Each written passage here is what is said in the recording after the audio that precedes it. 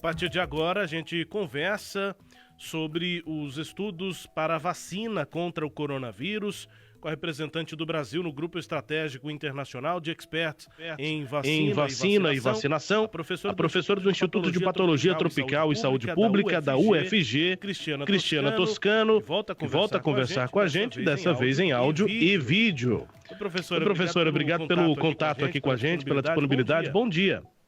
Bom dia a todos os ouvintes da Rádio Science. Professora, eu vou começar com a pergunta que todo mundo quer. Quando é que a gente vai ter a vacina? Essa é a mais difícil de responder. Pois é, a gente ainda continua com a mesma expectativa. As interrupções do estudo da Oxford, que foram temporárias, como previsto, já retomaram, não altera o cronograma previsto.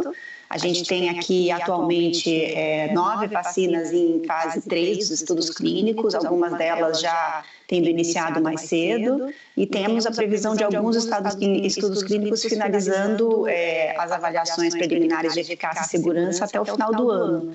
Então, a gente continua com a previsão de primeiro trimestre, ao redor de março de 2021, condicionada à progressão de todas essas etapas e às suas aprovações nessas etapas, a possibilidade de uma vacina em larga escala. E a senhora acompanha todas essas vacinas? Só explica para o nosso ouvinte também, para mim, para a Jéssica, qual é a função da senhora? A senhora acompanha todas essas vacinas junto à OMS? Então, na verdade, é um grupo grande, nós somos 15 participantes desse grupo, e aí conta com a participação também de especialistas de outros grupos que estão relacionados ao tema, para que a gente não duplique esforços e que tenha uma sinergia das atividades dos vários grupos. E sim, a gente acompanha todos esses estudos, acompanhamos a situação epidemiológica da Covid no mundo, e a gente avalia, então, considerando essas evidências que vão surgindo, né, tem muitas informações que a gente também ainda não tem, porque os estudos não foram completados, a gente avalia e estrutura definições e recomendações de estratégias de vacinação, grupos que possivelmente poderão ser priorizados, como que vai ser feita essa vacinação em relação a momentos, se vai ser 1 ou 2 doses, se vai ser em campanha ou através da rotina. São todas essas questões que a gente avalia e são decisões que não são rápidas e nem feitas de uma vez só, porque, como a gente comentou, são muitas informações que a gente ainda depende dos estudos clínicos e depende do momento epidemiológico de quando essa vacina vai estar disponível. Professora, na semana passada, a vacina de Oxford foi suspensa, como a senhora observou aí, porque havia uma suspeita séria em paciente. Essa suspeita, claro que aí se paralisa para saber se esse paciente estava tomando placebo, se estava tomando a vacina, se por acaso ele já tinha uma doença antes e não se sabia, essas questões todas. Foi afastado o risco, porque aí 3 dias depois o laboratório e a Oxford retomaram as pesquisas. O que aconteceu entre a suspensão e o retorno? Bom dia, Silente. Então, o que aconteceu é o seguinte, essa é uma interrupção, não é nenhuma suspensão. A interrupção é a interrupção da vacinação para novos participantes ou de uma segunda dose para os indivíduos que já participavam. O que acontece, isso é previsto em protocolo, em estudos de qualquer tecnologia de saúde, né, medicamentos e vacinas. Existe um monitoramento muito cuidadoso de qualquer evento que possa ser considerado relacionado à vacina, nesse caso, e que seja considerado grave. Então, qualquer evento desse, existe uma lista enorme de eventos que devem ser investigados com mais cuidado, eles de fato implicam numa identificação. Se foi um indivíduo vacinado então se você quebra o cegamento, né? O cegamento é que ninguém sabe se recebeu a vacina ou se recebeu o placebo. Então você abre isso, identifica, como você mencionou, se o indivíduo recebeu a vacina ou o placebo. Nesse caso, a pessoa tinha recebido a vacina. Em função disso, se interrompe para até estabelecer o risco ou potencial potencial risco ou uma potencial causalidade, e feita essa investigação, que implica em vários exames, tanto de imagem quanto exames laboratoriais, avaliações clínicas, enfim, é um processo que geralmente demora entre dias ou no máximo uma semana mesmo, e aí se considera o risco ou não, e se decide ou não pelo retorno. Isso não é uma decisão da empresa e nem dos pesquisadores, isso é uma decisão da agência regulatória e do Conselho de Ética e do Comitê Independente de Monitoramento. Então, é um processo que é muito padronizado exatamente para evitar conflitos de interesses e para seguir todas essas tramitações que são padronizadas internacionalmente. E foi, de fato, isso que aconteceu. Então, o Comitê Independente de Monitoramento avaliou, identificou que não era um motivo de suspensão ou de não continuidade do estudo. A gente não sabe, ninguém sabe, isso é guardado por questões de sigilo e de privacidade individual. A gente não tem muitos detalhes nem da investigação e nem dos detalhes do acontecimento clínico. A gente sabe que foi uma mielite transversa, mas foi apresentado, foi discutido, e o Comitê Regulatório do Reino Unido e o Conselho de Ética optaram, então, por retornar, o que é uma boa notícia. Sem dúvida. Professora, essa é uma das pesquisas que estão adiantadas, né? A outra é a chinesa, e tem também, acho que a da Pfizer, né? Que são as 3 mais adiantadas. Está certo? Estou certo? Então, agora já entraram outras, né? Tem a da Pfizer, BioNTech, tem da Janssen, que também vai ser testada, já está iniciando os testes no Brasil. Tem da Moderna, que vai estar entrando em fase 3 nos Estados Unidos. Então, já tem 9 entrando em fase 3. A vacina russa, que finalizou e publicou os estudos iniciais, está solicitando agora a autorização da Anvisa e da Conep para fazer os estudos de fase 3, não foram iniciados ainda. Então, tem várias vacinas que estão seguindo. E, na verdade, a gente tem mais de 30 vacinas sendo avaliadas em humanos, em qualquer uma das fases, 1, 2 ou 3. Nas fases mais adiantadas são quantas? Na 3? Na fase 3 são 9 já. 9. Havia uma suspeita muito grande dos pesquisadores a respeito da vacina russa. O país já esclareceu as dúvidas ou permanecem informações obscuras sobre ela? Então, na verdade, não é era um desconforto, vou tentar esclarecer melhor, assim, existia tanto um desconforto e não chega a ser uma suspeita, mas o fato de, quando eles anunciaram que a vacina seria utilizada e estava pronta para utilização na população, não tinha sido publicado nenhum estudo, não tinha sido disponibilizado nenhuma informação, e o que constava, e de fato estava acontecendo, é que estava em fase 1 apenas. Então, relembrando, fase 1 é um estudo que avalia algumas dezenas de pessoas. De fato, eles avaliaram em 2 estudos 38 pacientes e depois no segundo estudo 38 pacientes. Foram só 76 pacientes ou indivíduos, né, que foram de fato avaliados. Então, foi um estudo pequeno ainda, né? E não tem estudo com essa vacina que foi feito em modelos animais. Então, na sequência, né, e o constrangimento foi no sentido de não tinha sido publicado nem esses estudos que agora foram, e o governo russo anunciou que a vacina estaria pronta, o que é impossível você ter uma vacina pronta sem ter passado por todas essas etapas. Ele tinha anunciado que estaria pronta inclusive para distribuição para países interessados em agosto. Então, quando isso foi anunciado, né, isso obviamente seria algo que é impossível do ponto de vista cronológico. E o certo desconforto porque na Rússia essa vacina de fato foi registrada para uso, porque a legislação do processo regulatório deles foi alterado e foi aprovado nesse sentido, podendo então permitindo o registro de uma vacina que não completou ou não tinha resultados e não tem ainda, nem foram iniciados os estudos de fase 3. Então, isso é um certo constrangimento, uma certa preocupação. Agora, é uma questão local. O resto do mundo, o Brasil inclusive, a agência americana, a agência europeia, que é responsável pelo registro de vacinas, segue a mesma recomendação internacional, onde não há previsão de registro e permissão para uso antes de ser completada a fase 3. Então, a vacina russa, nesse momento, não tem possibilidade aqui de ter uma aprovação para uso nos próximos meses da vacina russa. Pois é, isso que eu ia perguntar, quer dizer, então esse pedido que a agência russa fez de aprovação da vacina do Brasil não deve ocorrer? Então, existem diversas aprovações. Esse pedido que foi feito para aprovação, na verdade, é um pedido que foi feito para aprovação para iniciar a fase 3.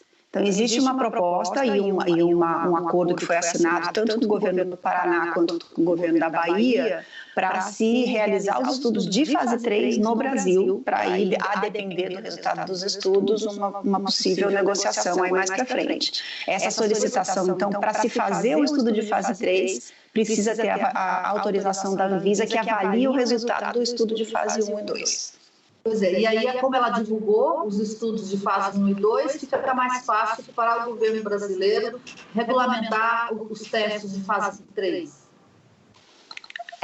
Na verdade, eles estão avaliando, não é só a divulgação, tem uma série de critérios, né? Estando divulgada, obviamente, é um passo a mais adiante, mas tem uma série de critérios que a agência regulatória leva em consideração, que são critérios técnicos para tomar essa decisão e para optar pela liberação para o início e autorização para o início da fase 3. Professora, dessas 9 vacinas que estão na fase mais adiantada, na fase 3, quantas delas estão sendo testadas no Brasil? 4. A gente já tem 4 que estão sendo testadas no Brasil. Então, na verdade, como a gente tem discutido muito, o Brasil, na verdade, é um local bastante adequado nesse momento para se realizar ensaios clínicos de fase 3 por diversos motivos, né? Primeiro, pelo fato do vírus ainda estar circulando de maneira intensa. Segundo, pelo fato de que, de fato, o Brasil tem um corpo de pesquisadores, de estruturas de pesquisa e tem experiência para realizar esses ensaios clínicos, que não são simples, são estudos complexos, grandes, realmente precisa da estrutura de laboratório, de hospital e tudo mais. E terceiro, porque o Brasil tem a capacidade produtiva de vacina, né? Tem várias empresas, indústrias, a maioria com financiamento público, que historicamente tem a tradição de produzir vacinas, então existe esse interesse também nacional no possível transferência de tecnologia de uma ou mais vacinas para produção local. A participação brasileira desses quatro estudos aí garante ao país prioridade depois da vacinação quando chegar nessa fase? Cada caso é um caso, depende bastante de cada vacina. Tem algumas vacinas em que, de fato, existe um acordo e um acordo definido, um contrato assinado, algumas delas, inclusive, já com um contrato definido para compra antecipada, como a vacina da Oxford e a vacina da Sinovac. Existem outras que não, que existe aí a realização do ensaio clínico de fase 3, mas não existe necessariamente uma definição de pré-compra ou nem de produção. Na verdade, a questão de produção ela depende bastante também de outros fatores, inclusive do fato de existir a tecnologia de produção local, porque cada vacina utiliza um tipo de tecnologia diferente. Existem atualmente 4 tipos de tecnologia de produção de vacinas.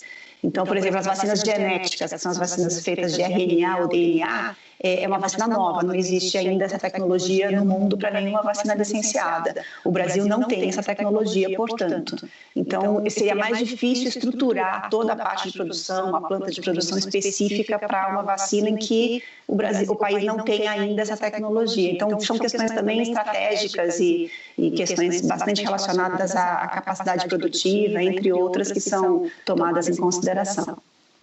Então, se esses estudos terminarem na melhor das hipóteses do começo do ano que vem, significa que a vacina chegar em escala na população brasileira, a gente vai mais o ano todo? Então, na verdade, quando a gente fala em escala para a Covid, a gente sempre está falando uma coisa faseada, né? Porque a escala é o quê? A população inteira. Em nenhum lugar do mundo vai chegar de cara para a população inteira, não vai. Então, a gente, inclusive no comitê, a gente está trabalhando com um faseamento, início do ano, meio do ano e final do ano, de fato. E por isso todo o trabalho na priorização. Então, existem essas estratégias de definição de quais os grupos prioritários, pensando aí do ponto de vista de epidemiologia, de saúde pública, se vacinando quais grupos que você vai ter o impacto desejado, né, adequado, considerando o quantitativo disponível em cada momento do tempo. Então, é uma equação que não é tão simples, não. Já se tem algum consenso, ou está próximo de um consenso sobre qual que deveria ser a proporção da população vacinada ou que já tenha tido o vírus para se chegar a esse estágio de imunidade de rebanho? Então, Cileide, não tem, porque, na verdade, existe uma série de questões imunológicas que a gente ainda tem lacunas de conhecimento importante, né? Então, do ponto de vista da infecção natural, primeiro se acreditava pela taxa de transmissão da doença, que seria algo em torno de 60% a 70%. Depois saíram alguns estudos sugerindo que poderia ser menos pela heterogeneidade da transmissão na população e porque talvez alguma parte da população já tivesse tido contato com outros coronavírus e que tornasse essa parte da população parcialmente imune. E aí, alguns países até tiveram as evidências de que depois de 20% começava a cair a curva de crescimento. Então, pensou-se que podia ser em torno de 20%. Um estudo mais recente foi publicado na Nature esse final de semana, sugere que deve ser em torno de 50%. Então, assim, a gente ainda está um pouco patinando, principalmente porque existem várias lacunas imunológicas e a gente tem uma dificuldade com os testes atuais de realmente entender e conhecer com clareza qual a porcentagem da população dos diversos locais que, de fato, já foi exposta ao vírus. Então, é uma pergunta que não é fácil e não está tão clara assim. E já se sabe no Brasil quantos por cento da população teve algum contato com o vírus?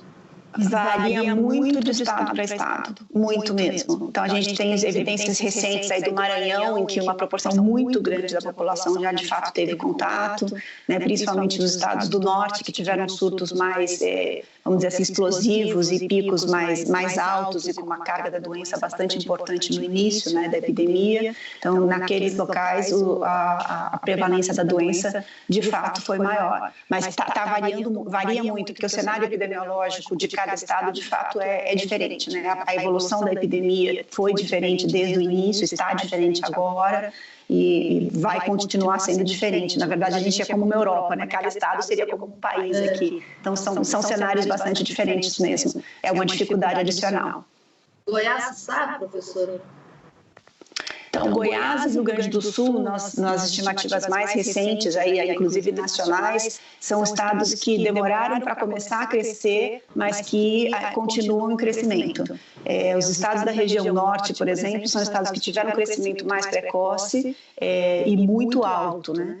Então, a gente tem cenários um pouco diferentes. Aqui em Goiás, a gente tem uma situação que a gente está num platô meio continuado já há várias semanas, né? Ainda não começou a descer, e a gente está nesse platô ainda. Então, assim, a população ainda... É importante lembrar que a gente está numa pandemia, existem muitos casos, existem ainda muitas mortes. A população parece que fica saturada um pouco e quer voltar à vida normal, mas não dá para voltar totalmente ao normal ainda não. Quantos por cento da população goiana hoje pode chegar na fase que 15, 20, menos? Tem noção? Olha, são feitos inquéritos, em Goiânia em particular, são feitos inquéritos de prevalência, né, que são amostras da população que representam a população que fazem esses testes periodicamente. O próximo inquérito vai ser feito, acho que nas próximas semanas. A gente vai ter uma ideia melhor. O último foi um mês atrás. Então, a gente tem visto que tem esse crescimento conforme esperado, né? Mas, de fato, a gente não sabe qual que é esse número. A Secretaria Municipal de Saúde vai organizar e coordenar esse inquérito proximamente. Tem aquele do Ibope que foi feito, repetido, a segunda fase dele, foi repetido agora há uma semana, né, do Ibope para a Universidade Federal de Pelotas. Eu não vi resultado. Então, na verdade, os estudos da Universidade Federal de Pelotas, eles são um pouquinho diferentes porque eles não têm uma representatividade. Por exemplo, quando a gente seleciona uma amostra, para representar uma população. Então, aqui para Goiânia, a amostra representa a população de Goiânia. O estudo de Pelotas, ele tem uma amostragem que ele, obviamente, ele fez no Brasil inteiro. O objetivo dele não é um estado ou um município em particular. E ele utilizou, desde o início, um teste que agora está sendo bastante discutido, que sabidamente é um teste ele é um teste rápido, realizado em ponta de dedo, que tem uma capacidade de detecção menor. Então, o que tem sido mostrado é que a prevalência que ele está indicando, eu não vi um número específico também dessa última prevalência, até porque está sendo muito discutido a validade desse resultado, porque a prevalência que tem sido indicada, há evidência sugerindo de que está subestimada em função do teste utilizado e da amostra utilizada. Professora, há um tempo atrás eu subi no Morro do Ernesto, que é uma serra que tem lá em Campo Grande, e são 2,6 km de subida, uma subida muito íngreme. Quando você chega lá em cima, é um platô enorme, sabe? É um lugar muito bonito, porque você tem uma vista de um vale maravilhoso, mas é um platô muito grande. Todas as vezes que fala que nós subimos no platô e que a gente está no platô, a imagem que me vem é essa do Morro do Ernesto lá de Campo Grande, por causa do tamanho do platô. Tipo, gente, eu subi lá em cima e quase que vira um lugar plano e se para você explorar todo ele demora. É a imagem que eu faço da doença em Goiás hoje. Estou certa, professora? Olha, eu não conheço o platô do Ernesto. Isso deve ser lindo, mas eu espero que nós não fiquemos num platô tão amplo e tão largo como o platô do Ernesto. Na verdade, o ideal é que esse platô termine. Permanecer num período de platô muito tempo não é bom. Acho que só reforça o fato de que a sociedade e as medidas, enfim, estão sendo tomadas, mas mais distanciamento e mais detecção precoce de casos e isolamento de contatos e quarentena de contatos é necessário para tentar derrubar esse platô, porque senão, de fato, a gente pode ficar num platô muito longo que não é, enfim, não é desejável. Pois é, eu estou falando isso, professora, porque desde o final de julho, né, a gente está aí na média de 2.000 casos, um pouco menos, um pouco mais. Então, nós tivemos julho, o final de julho, agosto, já estamos terminando a primeira quinzena de setembro. Ontem a média móvel voltou a subir para 2.530. Então, me parece que de julho para cá é o nosso platô. Mesmo que haja uma estabilidade, o Goiás está nessa estabilidade, tanto de casos quanto de mortes, o que a gente percebe é essa variação, como diz o secretário Alexandre Ismael Alexandrino, é como se fosse um bolo de pica-pau, né? Ele fica sobe, desce, sobe, desce, sobe, desce, mas sempre ele não sobe, desce no alto, ele não abaixa. E eu queria só explicar isso para a gente, assim, com esses dados de hoje, é possível dizer ou prever se a gente vai sair desse platô agora, se a gente ainda vai ficar setembro inteiro no alto desse platô, e se as internações, consequentemente, internações e mortes vão continuar como estão por um bom tempo. Então, essa situação é bem complicada, não tem uma resposta simples também. Na verdade, eu queria relembrar que uma situação de platô, às vezes, dá a ideia de que a gente está numa neutralidade. A gente não está. Platô, na verdade, é um crescimento aritmético. A gente está crescendo ainda a epidemia, né? Quando a gente fala de platô, é que os novos números de casos estão sempre os mesmos, mas são novos casos. Então, a epidemia está crescendo. Né, diferente da etapa anterior, em que era um crescimento exponencial. Então, por isso que é o platô da curva exponencial. Ela não está mais crescendo assim, ela está crescendo assim. Então, em vez de ter, ontem a gente tinha 500 casos, hoje a gente tem 700, amanhã a gente tem 800, a gente tem sempre o mesmo número médio de novos casos. Então, só reforçando, estamos ainda crescendo, mas um crescimento aritmético.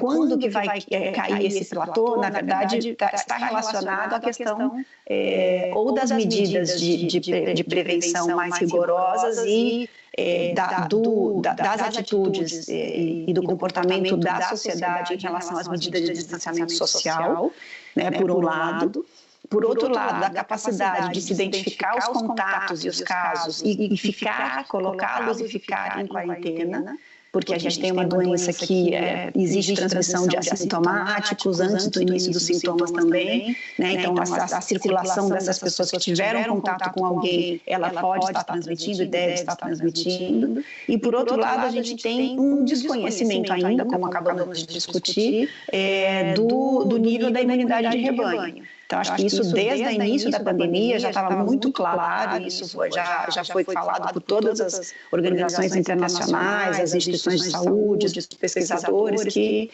não há possibilidade de esperar a imunidade de rebanho fazer o seu papel, porque isso implica numa magnitude de pandemia assim, inadmissível, né, do ponto de vista de impacto. Então, eu acho que eu reforço provavelmente o que a gente tem discutido, que é a sociedade tem que entender que estamos ainda crescendo, em particular aqui em Goiás. Não dá para ir para o clube e ficar próximo e sem máscara e como se fosse há um ano atrás, porque a gente está numa pandemia, né? Eu acho que nós, como humanidade, a gente tem uma resiliência muito grande, a gente acaba se adaptando às situações e se adaptar a essa situação achando que, bom, é assim mesmo e vamos tocar a vida porque é o que a gente tem que fazer, é uma postura que contribui para o platô. Então, a gente não pode ter essa postura, a gente tem que entender que, apesar de longo, apesar de estarmos nisso já há mais de 6 meses, a gente ainda está crescendo e a gente tem que fazer essa curva cair. E isso não só como sociedade, mas obviamente existe uma série de estratégias e atividades em relação à fiscalização, em relação à gestão de saúde, em relação a ter essa capacidade de rastreamento dos contatos, que é algo que o Brasil como um todo tem uma fragilidade muito grande em fazer, porque implica em você identificar todos os contatos que tiveram com os indivíduos que tiveram contato com um caso num período de transmissão e orientá-los a, de fato, ficar em quarentena. Então, existe um processo aí de identificação de contatos que é frágil ainda no país todo e que é muito importante que se fortaleça, assim como essas outras medidas que a gente está discutindo.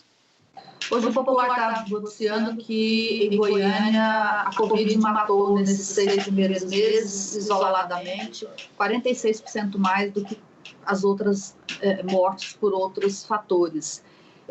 Isso tem relação direta com o fato de a gente estar vivendo como se tivesse acabado a pandemia?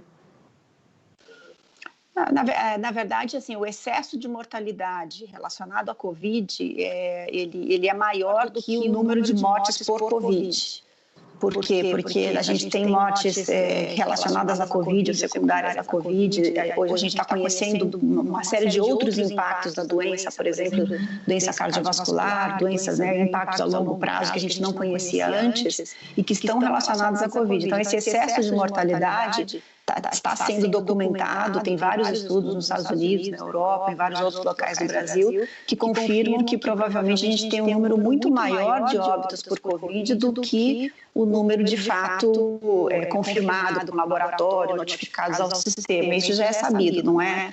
A gente sempre fala da ponta do iceberg, o que a gente vê, o que a gente quantifica é uma parte do problema, né?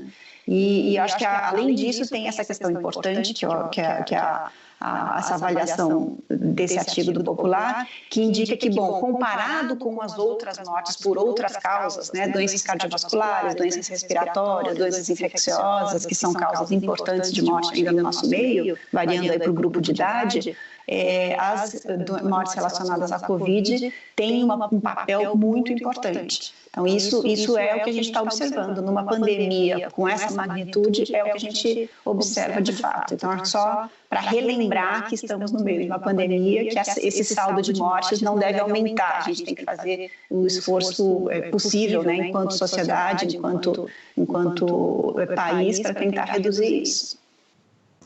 Rubens? Professora, a Jéssica estava com uma dúvida, mas ela está orientando uma estagiária, não vai poder perguntar diretamente. Mas ela estava com a dúvida sobre a reinfecção.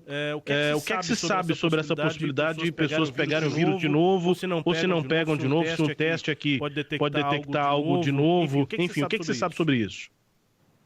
Então, é uma ótima pergunta essa da Jéssica, e é uma pergunta também que ainda paira muitas dúvidas sobre a reinfecção. Na verdade, já foi documentada a possibilidade de reinfecção, mas são pouquíssimos casos. Então, é uma situação que está sendo melhor avaliada, melhor estudado. Aqui em Goiânia tem um grupo da Secretaria Municipal de Saúde que especificamente avalia e segue, né, esses indivíduos com uma possibilidade de reinfecção. Está sendo feito em outros lugares do mundo também. E é algo que a gente está olhando com muito cuidado também, porque tem um impacto importante para vacinas e vacinação. Mas a gente tem uma certa, um entendimento de que a ocorrência da reinfecção é um evento que não é corriqueiro, não é frequente e deve estar relacionado a alguns fatores imunológicos ainda não bem compreendidos, que estão sendo avaliados, e esperamos que a gente tenha mais informações, né, dos estudos que estão sendo feitos para orientar nesse sentido. Professora Cristiana Toscano, muito obrigado pela disponibilidade de conversar com a gente aqui na Sagres. Um ótimo trabalho para a senhora aí. Obrigada, Rubens. Obrigada, Cileide. Obrigada, Jéssica. E bom dia a todos os ouvintes. Boa semana a todos. Bom dia, boa semana. Obrigado pela entrevista. Destaque a íntegra você confere no nosso portal. A professora Cristiana Toscano é professora do Instituto de Patologia Tropical e Saúde Pública da UFG e representante do Brasil no Grupo Estratégico Internacional de Experts em Vacina e Vacinação. Conversando com a gente na Sagres, acesse sagresonline.com.br.